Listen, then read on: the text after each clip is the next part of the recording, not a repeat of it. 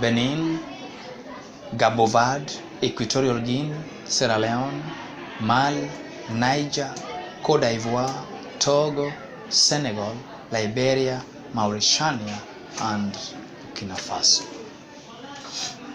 Eastern Africa, we have Djibouti, Comoros, Eritrea, Ethiopia, Tanzania. We have Madagascar, Rwanda, Burundi, Uganda, Sudan. South Sudan, Somalia, Seychelles, Mauritius, Kenya. In Southern Africa, we have Botswana, Lesotho, Mozambique, South Africa, Swaziland, Zimbabwe, Namibia, Malawi, and Zambia. Morocco withdrew its membership in 1984.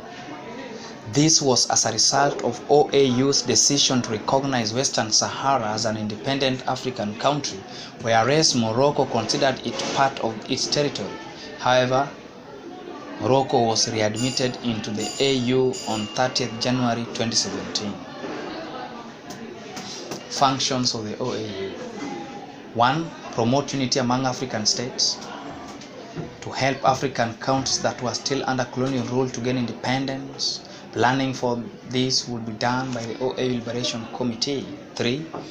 To promote cooperation among African states in order to improve the standard of living of the people in the continent. 4. To protect the independence of member states. 5. To promote friendly relations between African countries and other countries of the world. 6. To promote social, economic, and political development among the member countries. Achievement of OAU.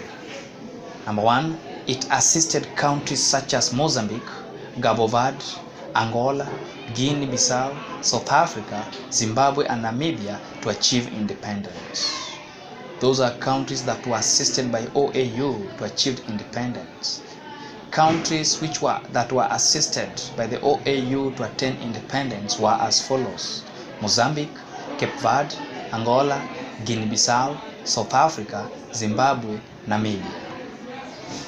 Second achievement, its member states spoke with one voice in the United Nations agencies such as the United Nations Children Funds and the United Nations Environmental Programme on problems affecting Africa.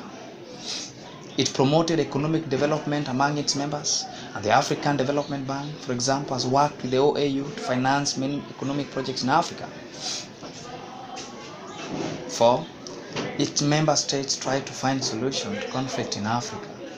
The OAU, for example, was involved in solving boundary disputes between Nigeria and Cameroon and between Ethiopia and Eritrea. It encouraged cooperation in trade through formation of regional trade blocs.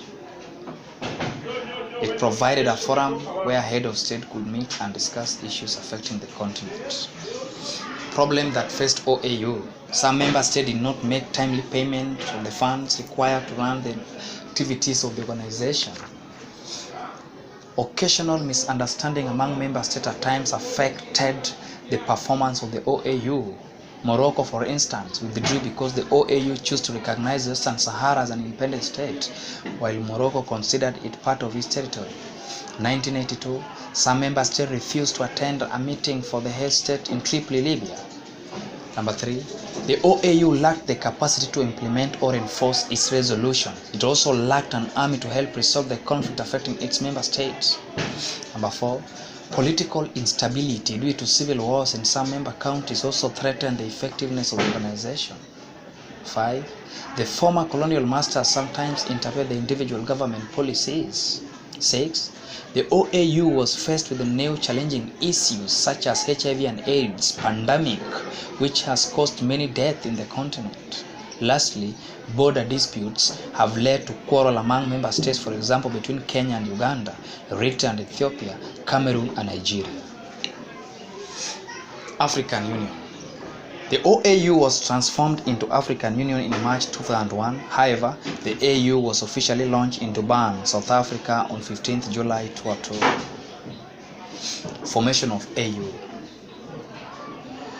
The African heads of state transformed the OAU into AU because of reasons. Some of them are as follows. Many of the objectives of the OAU had been achieved, so the OAU was becoming irrelevant. Some poor policies of the OAU had made it difficult for the organization to intervene when situation demanded so. An example of this is when the OAU watched helplessly as military officers overthrew democratically elected government in the countries such as Nigeria. There are new challenges facing African states which need to be addressed using new approaches and modern technology, and these include HIV and AIDS epidemic, drought, famine, and environmental destruction. We also hope that Africa will one day work as one economic bloc. The AU is believed to have the capacity to establish this. Consequently, the OAU was transformed into the African Union with the hope of effectively addressing the new challenges facing African states. Objective of AU. There are 14. What were the objectives of African Union? 1. To achieve greater unity and solidarity among African states and people. To defend the sovereignty, borders, and independence of its member states. 3. To encourage international cooperation. 4. Promote peace, security, and stability throughout the continent. To promote and protect the rights of African people.